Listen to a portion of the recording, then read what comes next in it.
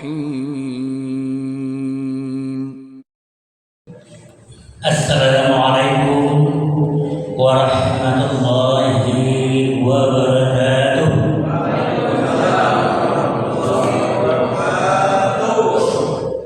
Alhamdulillah, alhamdulillahilladzi anzala as-sakinata fi qulubil mu'minin yazdadu imanan ala imanihim. Asyhadu an la ilaha illallah wahdahu la syarika lahu wa asyhadu anna Muhammadan abduhu wa rasuluhu la nabiyya ba'dahu. Amma ba'du. Hadirin jamaah inabah yang insyaallah dimuliakan oleh Allah Subhanahu wa taala.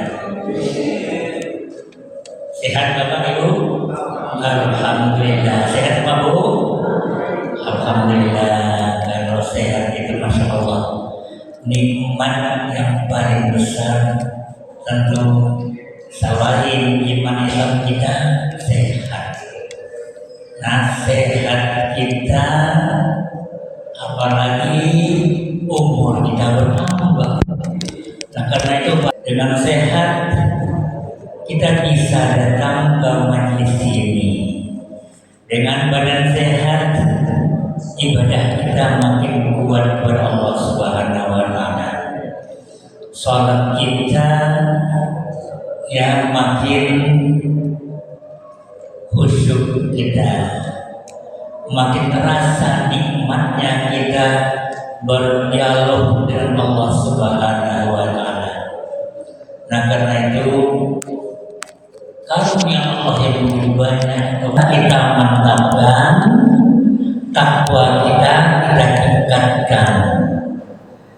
Nah, sehingga kita dan Allah pemberi nikmat itu tidak berjarak, tidak bisa. Makanya ya kita beribadah kepada Allah itu dalam sebuah hadis dikatakan wa'budullaha ka'annaka tarahu fa in lam yakun tarahu fa innahu yaraka.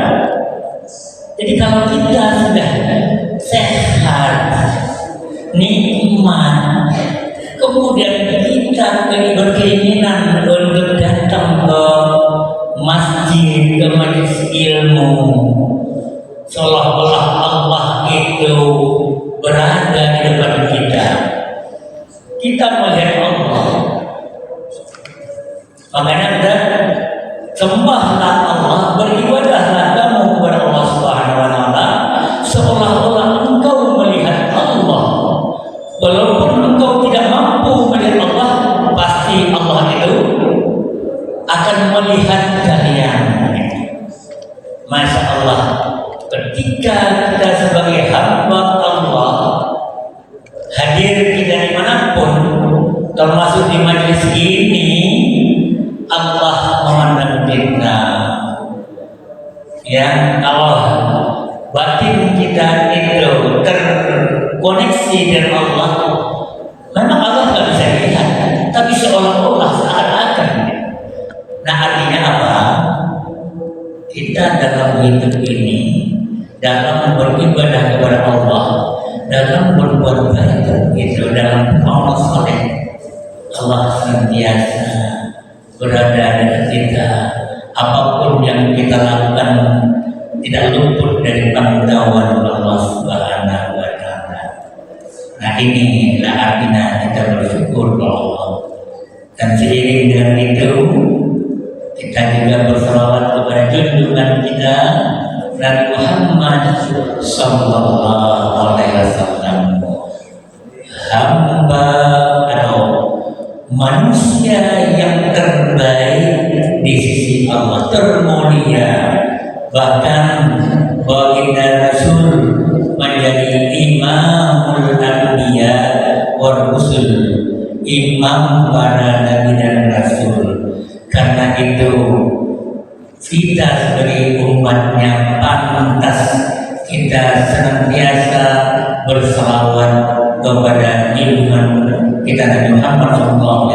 Allahumma sholli ala Muhammadin. Kita bersalawat kepadanya. Itu wujud terima kasih kita pada junjungan kita.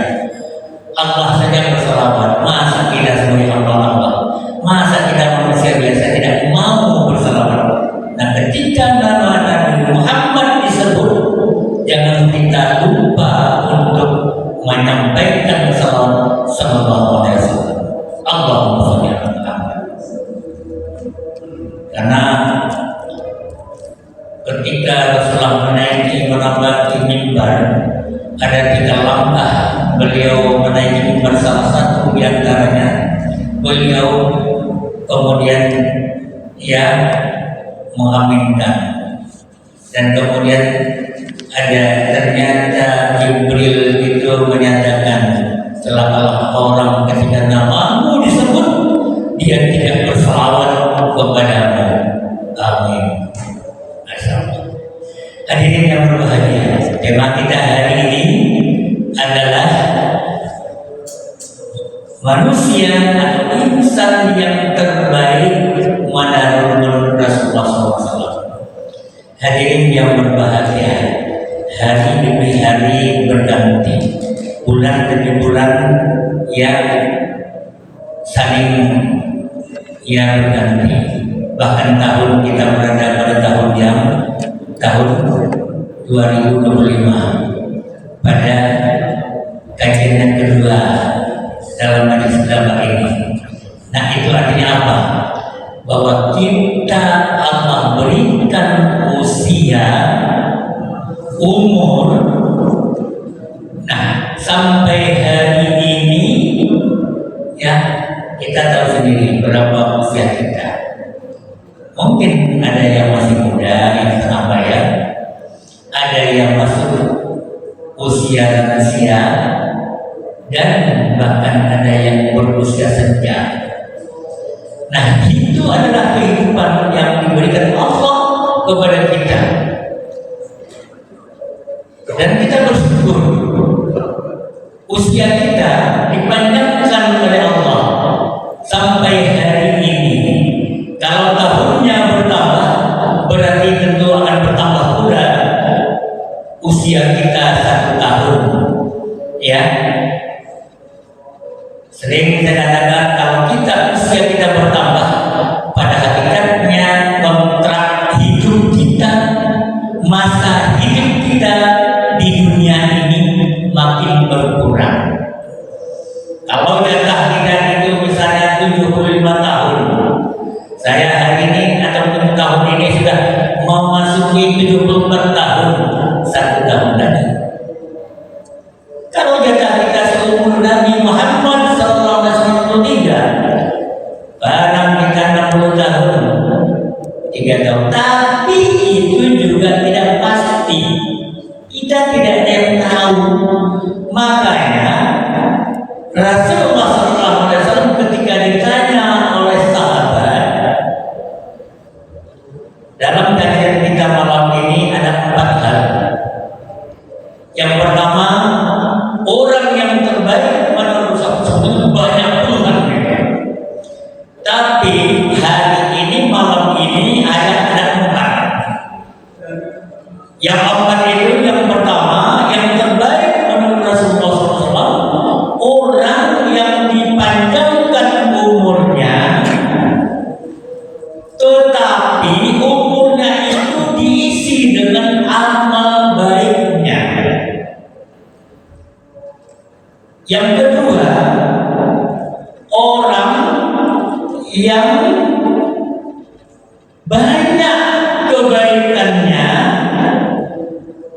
dan itu justru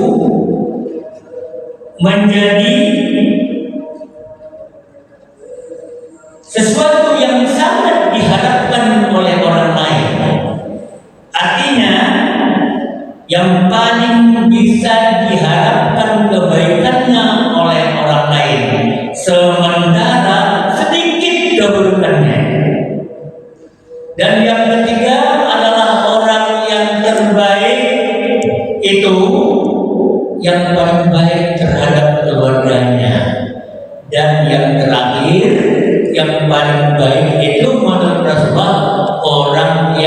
memberikan manfaat kepada orang lain.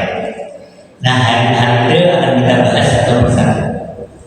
Nah, yang pertama, Allah telah berikan usia panjang kepada kita. Mungkin juga ada usia yang sedang remaja, mungkin setengah baya, menjelang lansia atau pasca lansia.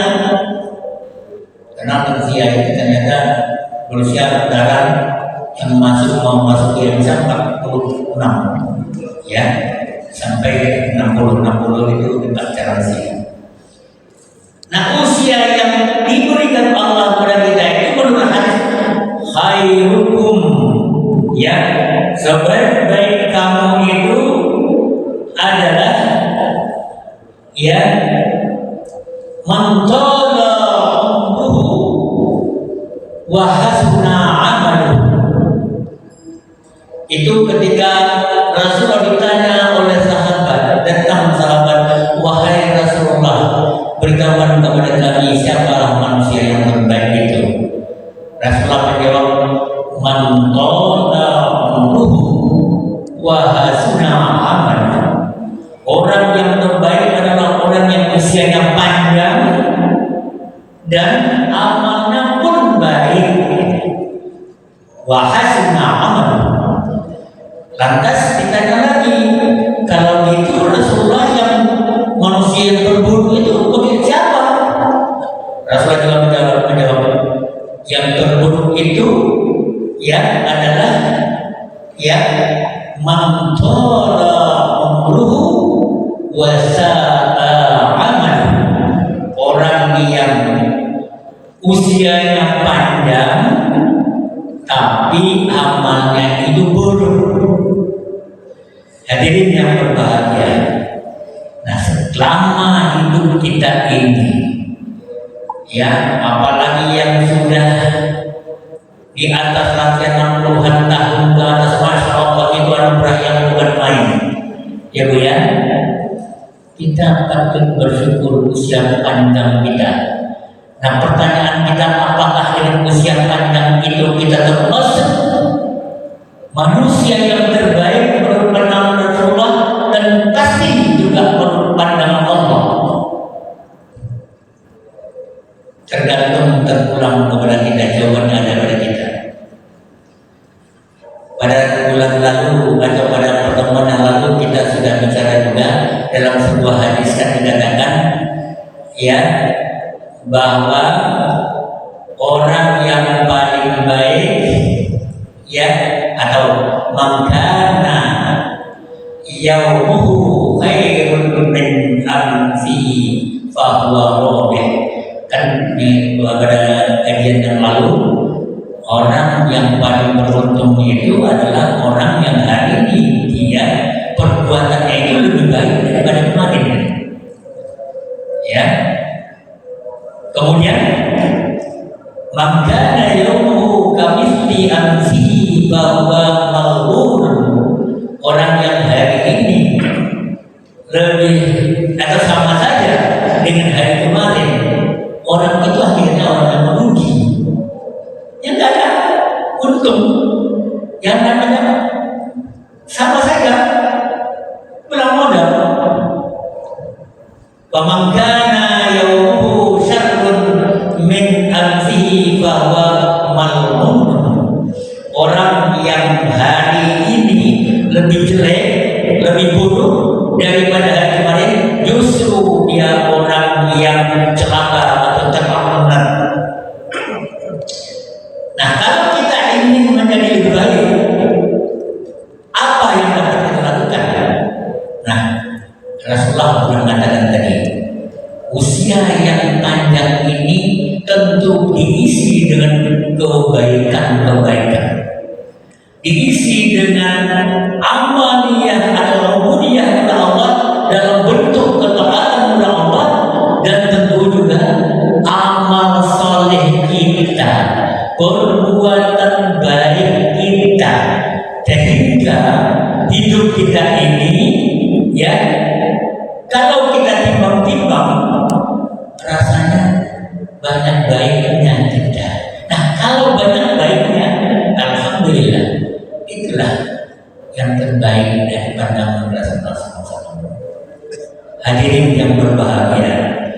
Tentu rasanya sedih ya, manakala hidup yang sudah diberikan panjang usia itu oleh Allah kepada kita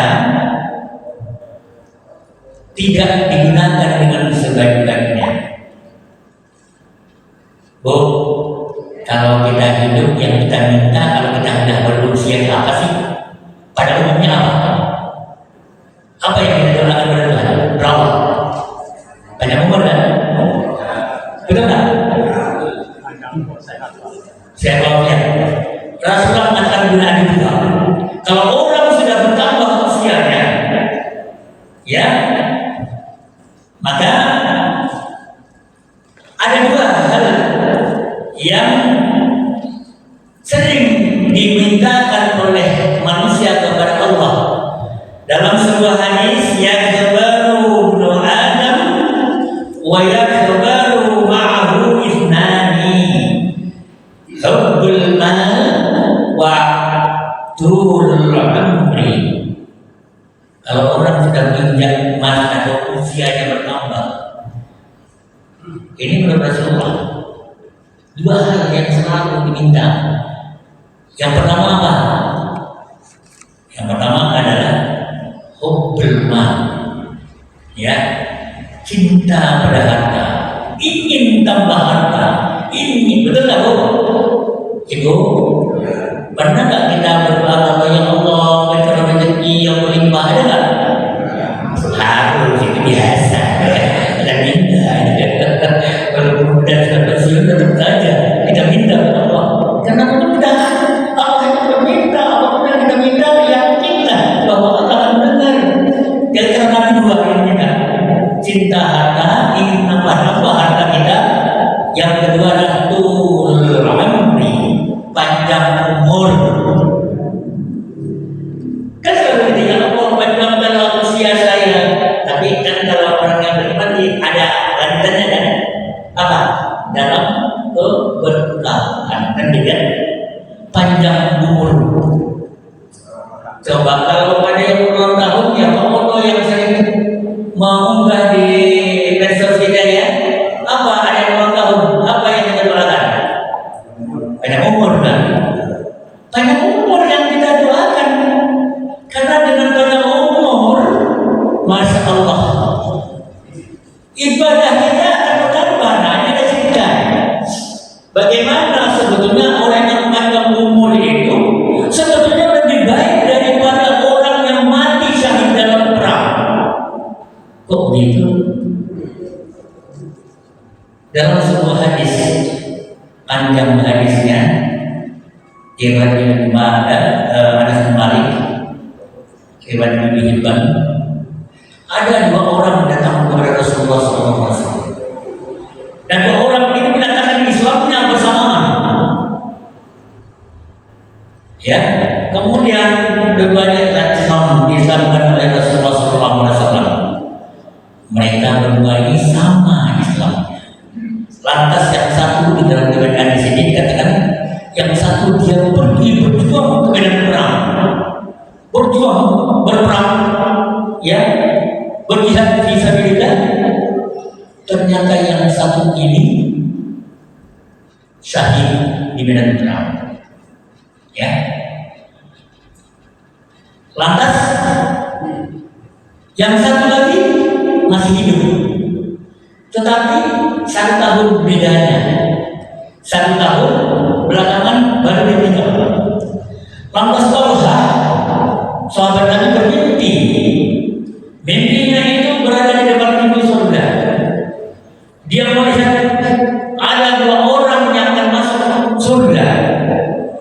Lantas ada yang keluar, malaikat datang, penjaga surga datang menyilakan. Siapa yang disilakan pertama? Kira-kira siapa? Kira-kira yang satu syahid, yang kedua ini setahun setelah dia yang syahid ini meninggal di medan perang baru meninggal. Kira-kira siapa yang paling duluan masuk surga? Yang syahid, betul kan? Karena dia mati syahid. Ternyata sebaliknya, Yang dipanggil lebih dahulu adalah yang meninggal belakangan. Sementara yang dah diajak ke dalam surga dalam mimpinya itu, ya. Kemudian dia jemput lagi yang satu orang, baru yang syahid disuruh lagi masuk surga. Nah, Tolha yang ada di pintu surga, lantas mereka berkata, engkau belum saatnya masuk surga karena dia meninggal. Nah, itu diceritakan kepada Rasulullah SAW. Nah, para sahabat, ada beberapa sahabat penasaran. Wahai Rasulullah, diceritakan bahwa Allah bermimpi begini-begini. Lantas masa mana mungkin orang yang mati belakangan sementara yang jihad kepada dalam di medan perang masuk surga di belakangan? Rasulullah menjawab, memang betul demikian. Betul, Rasulullah mimpi saya itu. Apa yang ganjil, apa yang salah kalau misalnya yang hidup setahun lagi belakangan itu lebih dahulu masuk surga? Kata Rasulullah, memang betul. Ini yang pertama adalah dia manusia. Tetapi yang meninggal setahun, ya, masih ada kesempatan bagi dia itu beramal saleh. Bukankah dia semua salat? Bukankah dia puasa? Kata Rasulullah. Betul ya Rasulullah. Masih perasaan tidak mungkin. Kata Rasulullah, itulah masa 1 tahun itu diisi dengan ibadah dan kebaikan beramal kebaikan atau beramal saleh dalam hidup ini. Bedanya antara tahun itu lebih jauh daripada bumi dan langit, kata Rasulullah. Nah, artinya apa? Bahwa usia yang panjang kalau kita isi dengan kebaikan itu akan menjadi orang yang terbaik, bahkan lebih baik dari para mujahid yang tewas ataupun yang syahid di medan perang. Karena ada kesempatan kita 1 tahun untuk beribadah Allah, beramal saleh. Begitu hebatnya hidup kalau kita isi dengan kebaikan-kebaikan. Bagaikan kata Rasulullah, bagaikan langit dan bumi jaraknya itu. Karena dia ada masa 1 tahun untuk beribadah dan beramal saleh.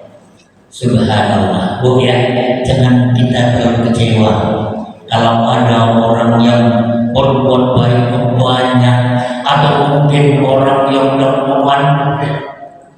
Tentu ya dia lebih baik daripada kita. Boleh kita iri. Ada 2 hal yang boleh kita iri. Iri kepada orang yang berbuat baik, iri kepada orang berilmu. Iri kita apa? Masa sih? Tapi ingat, kalau hidup kita isi dengan baik sebaik-baiknya. Misalnya satu bulan, 1 bulan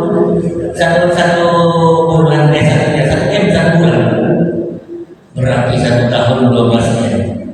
Kok kayaknya masalah ini dia cerita dia macam-macam properti, dia juga ada usaha bimbingan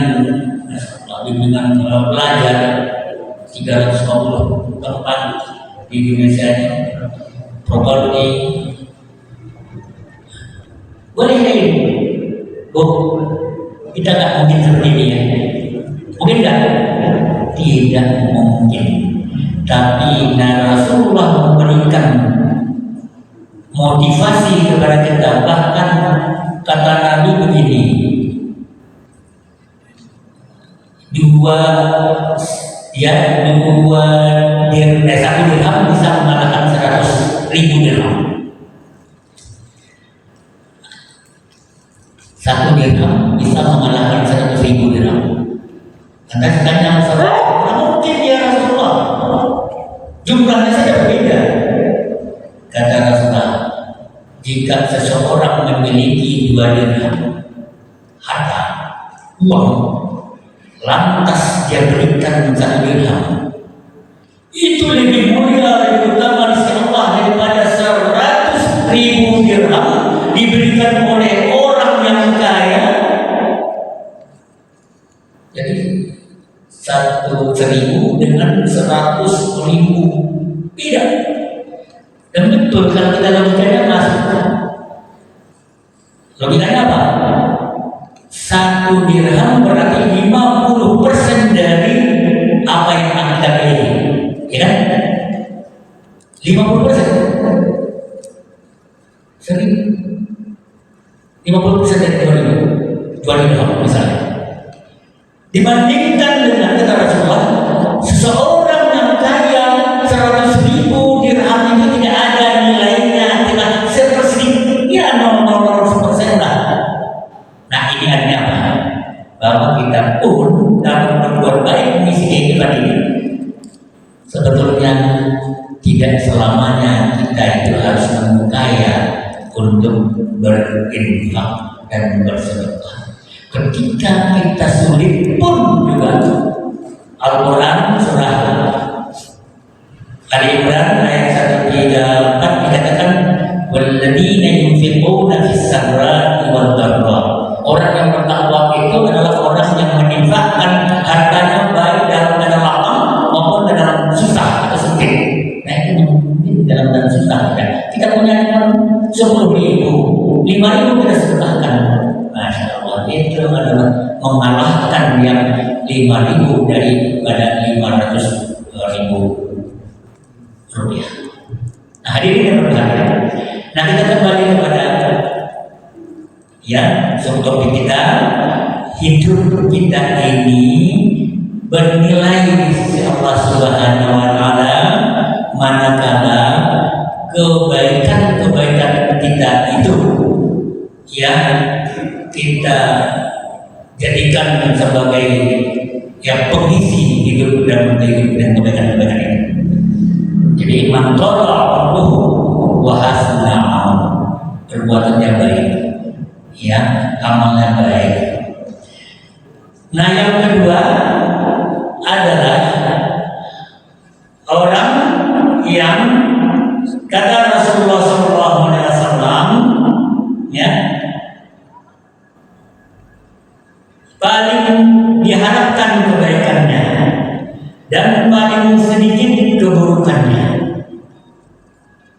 Nah kita dalam kehidupan bermasyarakat, kita bertetangga, berlingkungan, ber-RT, ber-RW, ya Masya Allah, pasti kita akan melakukan kontak sosial dengan teman-teman tetangga kita, orang-orang dekat kita, dan yang ada di lingkungan kita. Nah karena itu Rasulullah bersabda, khairukum man yurja khairuhu wa ya'man wa yu'man syarruhu.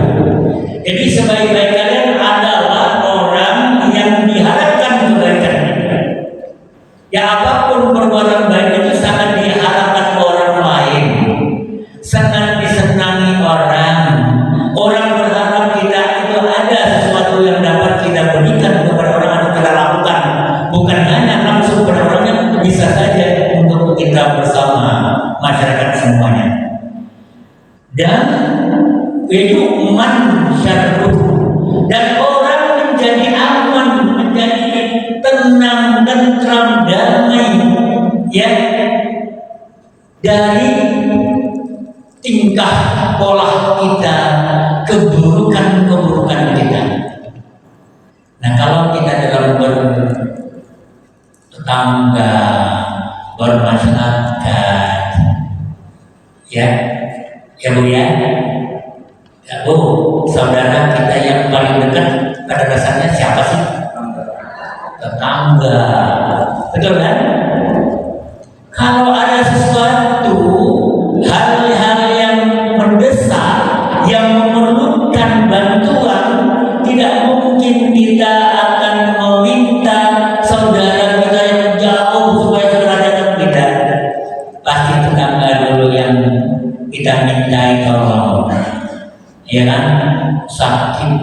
malam. Kita jangan sedang sakit di tengah malam. Kita kemana ya, bagaimana? Tetangga bangunkan lebih dahulu. Kalau tetangga itu punya kendaraan itu yang dapat kita manfaatkan untuk membawa tetangga yang sakit itu. Jangan kita diamkan, jangan kita kalur, jangan kita sedang. Kadang-kadang itu ya gak enak tengah malam. Masya Allah. Gak apa-apa. Saya pun juga terbuka, siapapun. Malah pernah tetangga saya tengah malam, Masya Allah. Udah 4-5 hari tidak bawa itu sakit, bukan main lagi di bawah. Dan bagusnya membangun tetangga dulu gitu. Ada 2 orang.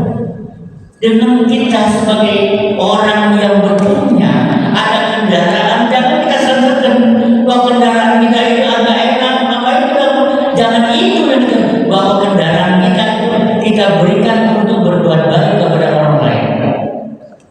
Karena perbuatan baik itu yang dikatakan oleh orang yang diharapkan kebaikannya dan tidak diinginkan kejahatannya. Jadi kalau kita tetangga jangan agak enak. Sebetulnya itulah yang paling dahulu kita mintai tolong. Dan tetangga yang baik, jika ada tetangga yang tolong, dia harus dan segera dia memberikan bantuan kepada tetangganya itu, ya. Jangan sebaliknya. Apalagi kita hidup bermasyarakat di kompleks, tetangga kita perlu juga ketenangan, tetangga kita juga perlu kenyamanan, dan tidurnya enak, jangan terusik. Karena itu juga kalau kita menyalakan televisi, radio, cukuplah sekadar kita tidak bisa mendengarkannya. Jangan sampai berbisik sampai tetangga pun juga terusik ketenangannya. Nah, ini bukanlah tetangga yang terbaik. Ya. Nah, karena itu Rasulullah SAW pernah bersabda dalam sebuah hadis. Ini diriwayatkan oleh Bukhari sendiri.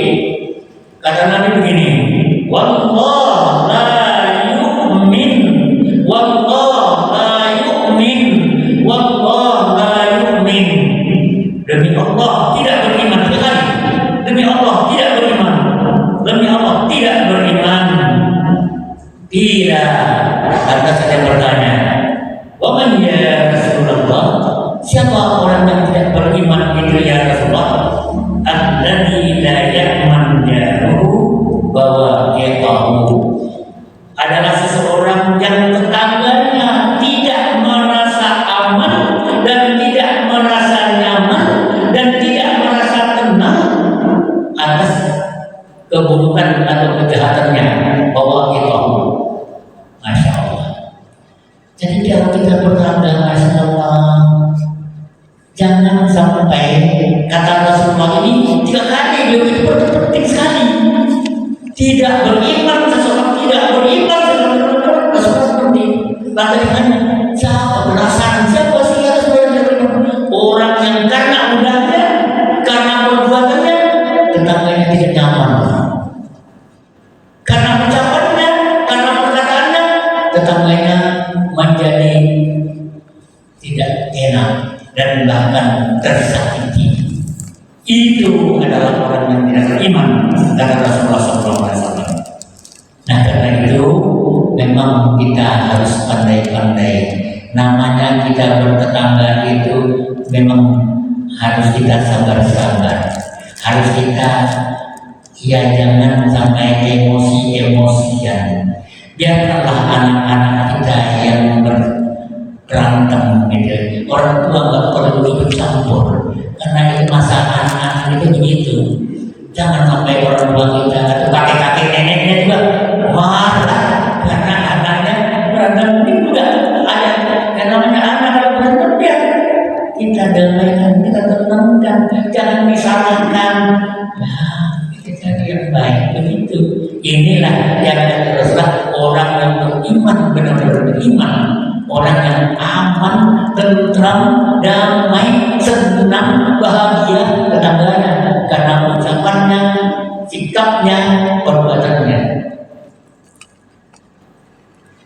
Nah, oleh karena itu jangan sampai kita merepotkan dan menyusahkan. Dan alhamdulillah kita di sini aman-aman saja ya. Kita di komplek kita ini masalah kerukunan kita, keguyuban kita ber-RT ya, tidak ada masalah yang berbeda itu diperpanjang perbedaan, tapi perbedaan itu disatukan dalam bentuk suatu keindahan. Itu masalah kita. Saya merasakan bagaimana hidup di komplek ini. Kata orang itu ya syukurlah. Bahkan membayangkan sudah sampai puluhan tahun kita tinggal di sini, rasanya nyaman-nyaman saja, tenang-tenang aja, tidak ada masalah. Gitu. Ya, kalaupun ada masalah, kita harus membangun dada kita, harus menenangkan diri kita. Karena ciri orang yang beriman, orang bertakwa, ini dalam surah Al-Imran ayat 134.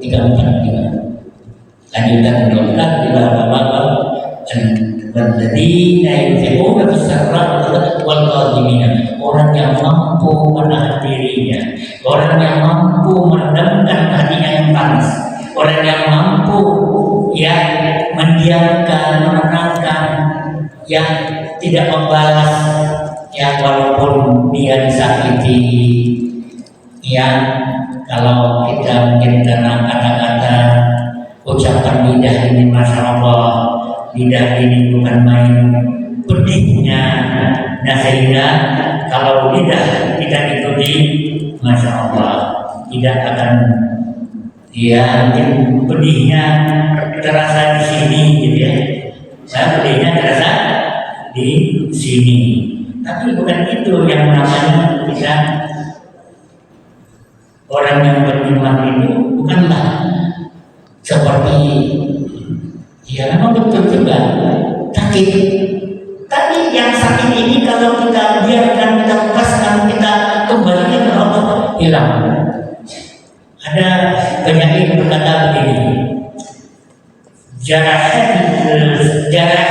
sinan laha iltiam wala yarjamu ma jarah lisan, bahwa luka yang disebabkan sayatan pedang pisau kita membelah bawang misalnya di dapur, sakit nggak ya? Sakit nggak? Apa itu pedang ya? Kena pedang. Tapi kata penyair ini, luka yang disebabkan sayatan pedang masih bisa disembuhkan. Dan luka yang disebabkan oleh sayatan lisan sulitnya bukan main untuk disembuhkan. Saya waktu ya motong sapi, ingat saya waktu korban yang lalu itu dua jari saya terpotong, dijahit 14 jahitan, 7 ya jahitan. Sakit, memang sakit.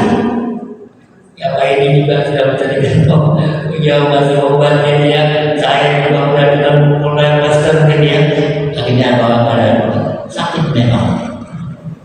Bisa nggak diobati? Alhamdulillah saya senang, tidak ada masalah, sembuh. Tapi kalau lisan, ya lisan kita menyakiti orang lain, lisan kita ya berujar yang tidak senonoh kepada orang lain, lisan kita merendahkan martabat orang lain, lisan kita ya mengata-ngatai kita, memang sakit. Tetapi bagi orang beriman ya dalam ini memang begitulah kenyataannya dalam pergaulan hidup kita. Sulitnya masih terngiang-ngiang ya di telinga kita apa ucapannya, begitu kita melihat rasa sakit. Tapi orang beriman tidaklah seperti itu. Rasulullah betapapun sakitnya Dia rasul, kekasih Allah, disakiti, dilempari dengan kotoran binatang, bahkan dijoroki, bahkan diolok-oloki, bahkan dilempar sampai ke darah giginya. Apakah Rasulullah merasa sakit hati? Tidak. Ketika Rasulullah itu berdakwah ke Taif, di sana ternyata semula Rasulullah berharap orang Taif itu akan menerima ajakan beliau untuk menyampaikan risalah ilahiyah. Ternyata berbeda. Di sana pun beliau juga bahkan dikejar-kejar, dilempar sampai udara. Beliau bersama dengan Zaid waktu itu. Bayangkan, malaikat pun datang. Ya, wahai Rasulullah, andai kata engkau menginginkan gunung, ada gunung kita itu ingin ditimpakan kepada Taif, saat sekarang juga akan kami timpakan. Rasulullah apakah mengiyakan? Nah, inilah dia Rasulullah dengan para nabi dahulu ya. Kalau para nabi dahulu memang berdoa berapa mau dihancurkan untuk dimusnahkan, untuk diberikan azab. Tidak, Nabi tidak pernah mendoakan azab kepada manusia. Apa yang terlontar? Tidak. Allah mahdi qaumi fa innahum la ya'lamun.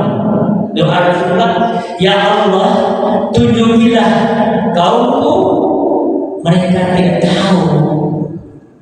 Jangan kau susah, ya.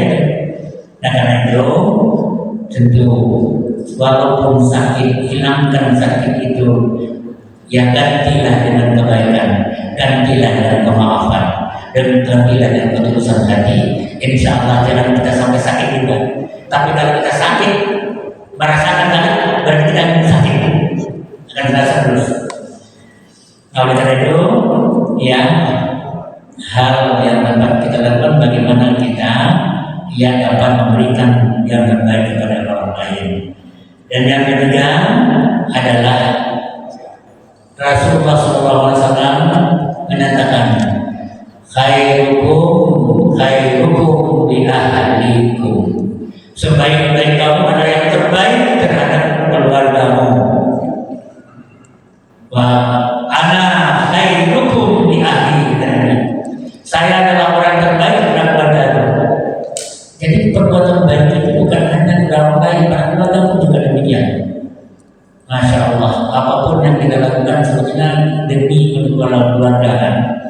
Kita melakukan dulu, masih kita bekerja, masih kita siap pagi berangkat malam demi keluarga.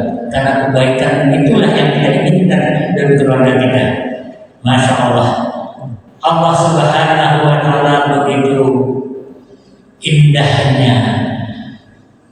Mungkin coba Bapak Ibu, kalau kita memberikan ya infak, namanya infak itu bukan kepada orang lain saja, kepada keluarga juga infak namanya. Ya, kita memberikan infak bapak memberikan uang kepada ibu itu ada infak, namanya nafkah ailiyah, nafkah keluarga. Misalnya dapat uang 100.000, oh ini 100.000 diberikan dengan ikhlas.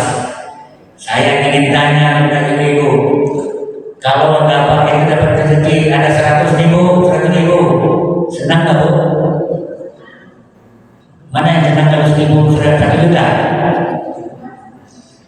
Ya sebetulnya senang begitu diberikan, masya Allah. Ya suami itu memberikan dengan ketulusan karena dia mendapat rezeki, ya kasih 100.000, alhamdulillah. Ternyata rezeki yang ataupun infak yang diberikan oleh suami kepada istrinya itu, kata Rasulullah SAW, itu lebih baik daripada dia berinfak kemudian berinfak kepada fakir miskin, kemudian dia berjihad di jalan Allah. Itu lebih baik dan mulia pemberian suami kepada istri dan anak-anaknya. Jangan jajan belanja, masya Allah, itu bukan main, karena itu adalah sesuatu yang memang diberikan kepada keluarga kita.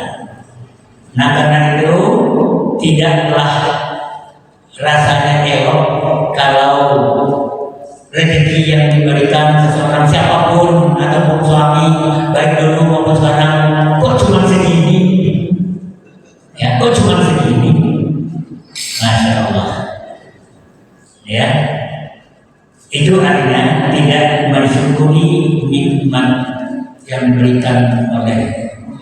Dalam sebuah hadis Rasulullah bersabda begini, dinarun anfaqtahu fi sabilillah wa dinarun anfaqtahu fi raqabatin wa dinarun tasaddaqta bihi 'ala miskin wa dinarun anfaqtahu 'ala ahlika a'dhamuha ajran alladhi anfaqtahu 'ala ahlika. Itu hadis yang diriwayatkan oleh Muslim, ya.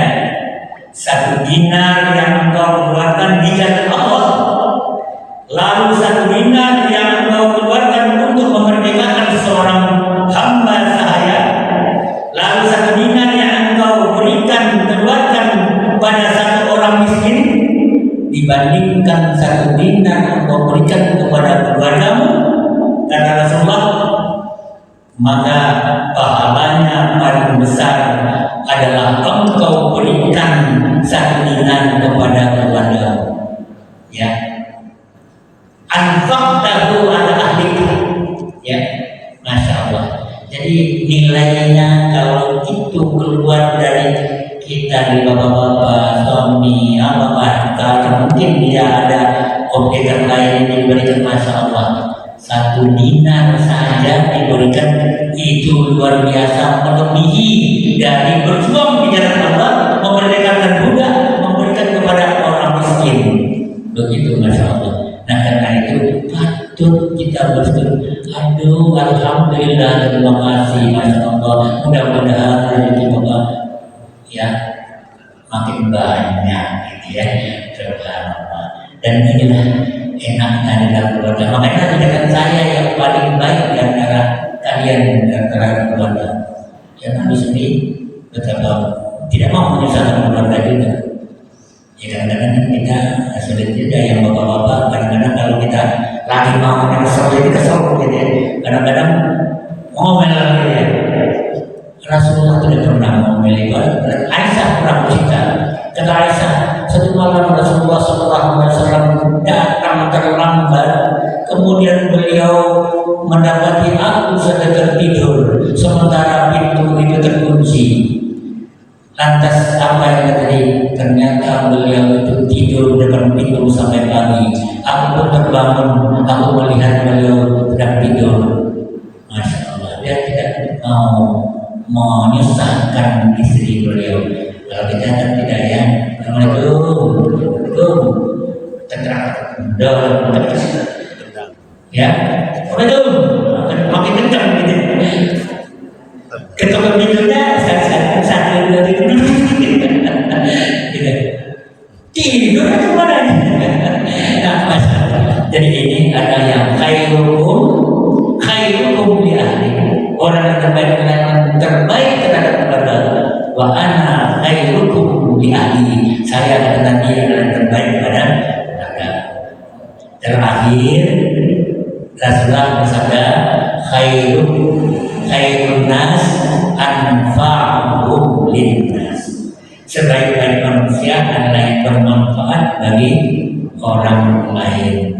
Bermanfaat artinya bahwa apa yang kita lakukan itu akan memberikan manfaat, memberikan keuntungan kepada orang lain.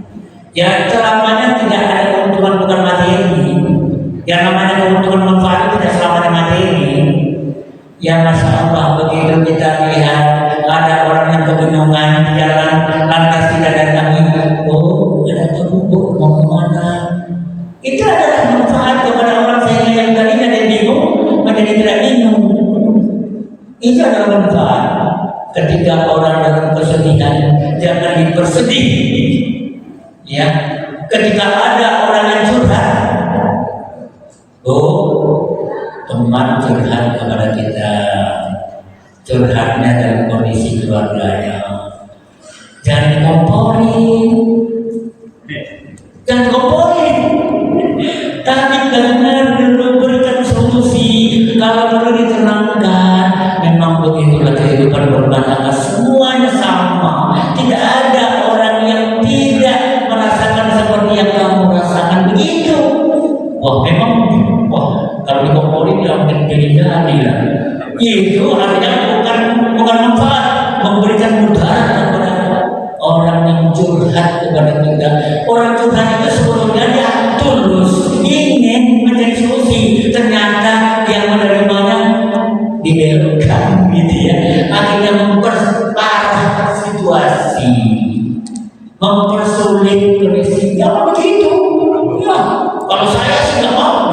Iya jangan begitu. Akhirnya dan yang tadinya sudah mulai tenang akhirnya menjadi api berkobar lagi. Itu tidak memberikan manfaat. Jadi orang yang terbaik adalah bagaimana dalam hidup ini kita memberikan manfaat kepada orang lain sehingga orang merasakan manfaat itu. Kita pun senang.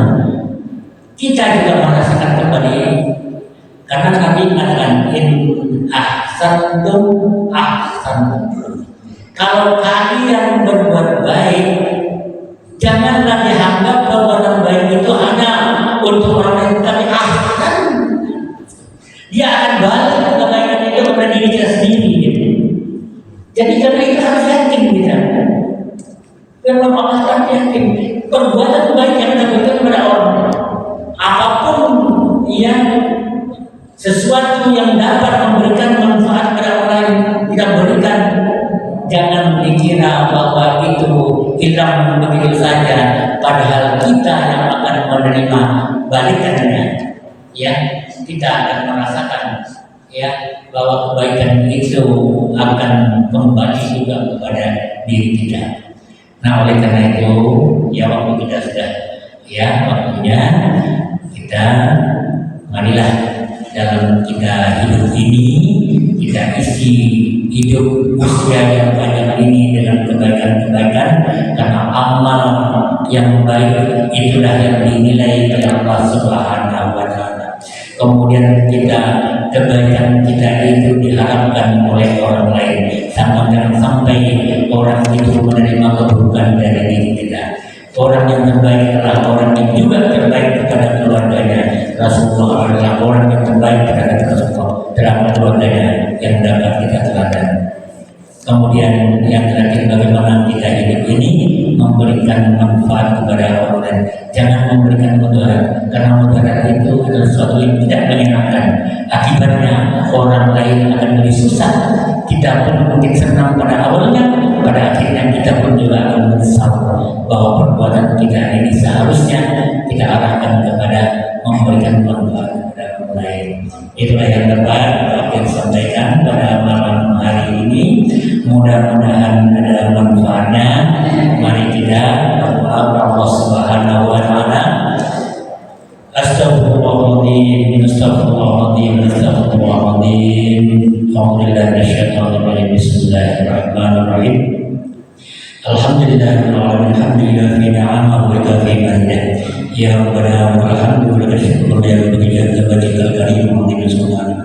Allahumma ya Allah, pada malam hari ini kita bersungguh di rumahmu ini ya Allah, mengharapkan itu dan anugerah berkah yang tercurah kepada kami ya Allah.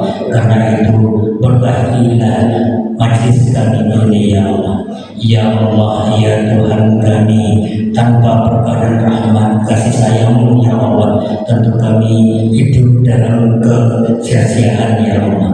Ya Allah, ya Tuhan kami sadar bahwa hidup kami yang panjang usia Engkau berikan ya Allah, bisa jadi belum dapat terisi dengan kebaikan-kebaikan ya Allah. Mungkin banyak keburukan yang kami lakukan ya Allah, tapi kami yakin bahwa kami bertekad ya Allah agar kebaikan-kebaikan itu menjadi jalan hidup kami ya Allah. Karena itu ampunilah kesalahan dan keburukan yang kami lakukan selama ini ya Allah. Ampunilah dosa-dosa kami ya Allah, karena kami lalai atas perintah dan tidak taat kepada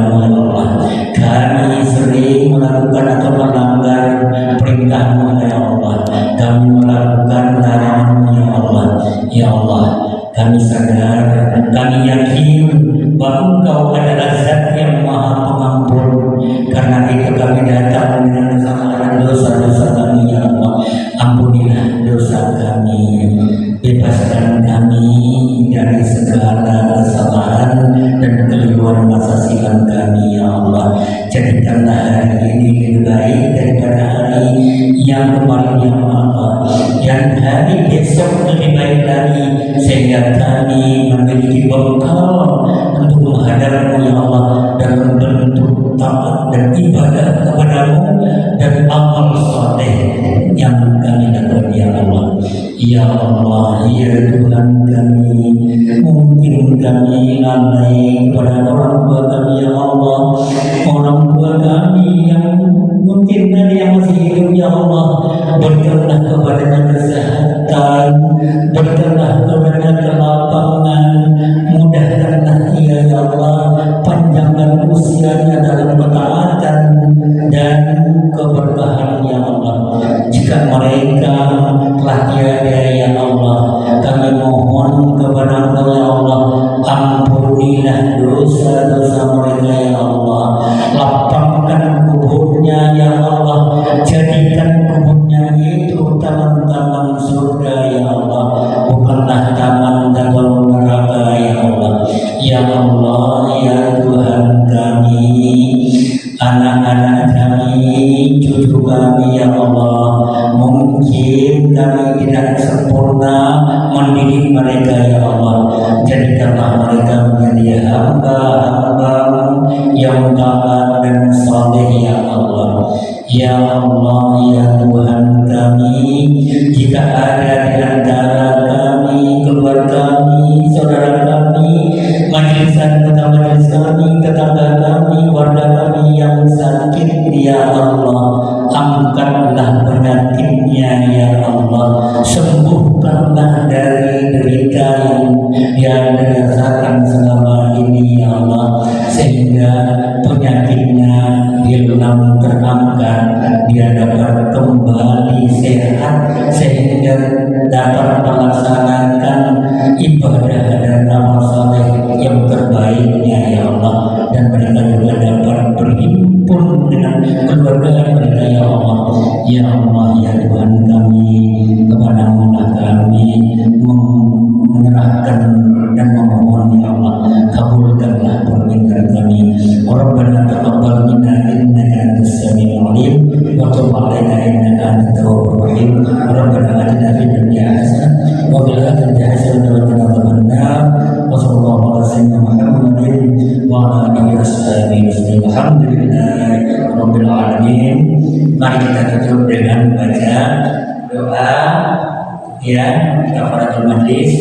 Subhanakallahumma wa bihamdik, asyhadu an la ilaha illa anta, astaghfiruka wa atubu ilaik. Wal 'afwu minkum. Wassalamualaikum warahmatullahi wabarakatuh.